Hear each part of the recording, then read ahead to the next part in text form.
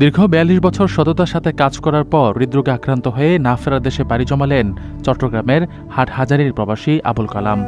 ১৯৮২ সালে ওমানে বারকা অঞ্চলে আল ফার্সি দরবেশ পরিবারের সঙ্গে কর্মজীবন শুরু করেছিলেন তিনি। শেষ নিঃশ্বাসও ত্যাগ করেছেন সেই পরিবারের সাথেই। মরহুমের প্রতি শ্রদ্ধা জানিয়ে তার ওমানি মালিক নিজ বাসভবনে আয়োজন করেছেন দোয়া মাহফিল ও স্মরণ সভার। এই উদ্যোগ প্রবাসী বাংলাদেশিদের মাঝে গভীরভাবে প্রশংসিত হয়েছে। ওমানি মালিকের আন্তরিকতায় অনেকেই বলছেন, সততা ও অমায়িক ব্যবহারের মাধ্যমে আবুল কালাম কেবল একজন কর্মী নন, বরং হয়ে উঠেছিলেন পরিবারেরই একজন। অনুষ্ঠানে প্রবাসী বাংলাদেশিদের পাশাপাশি উপস্থিত ছিলেন এনআরবি-সিআইপি অ্যাসোসিয়েশনের সাধারণ সম্পাদক ইয়াসিন চৌধুরী এবং হাটহাজারী সমিতির সভাপতি আব্দুল হান্নান তালুকদার সহ স্থানীয় গণ্যমান্য ব্যক্তিরা।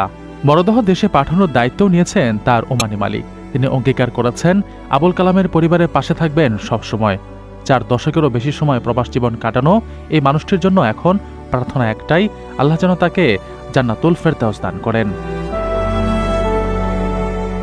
আপনার স্বপ্নগুলো আকাশ ছুবে প্রবাসীর হেলিকপ্টারের মাধ্যমে। বিয়ে, জন্মদিন অথবা যে কোনো বিশেষ প্রয়োজনে হেলিকপ্টার ভাড়া করতে যোগাযোগ করুন স্ক্রিনে দেয়া নাম্বারে। প্রবাসীর হেলিকপ্টার, নিরাপদ ও সাশ্রয়ী বাহনের বিশ্বস্ত নাম।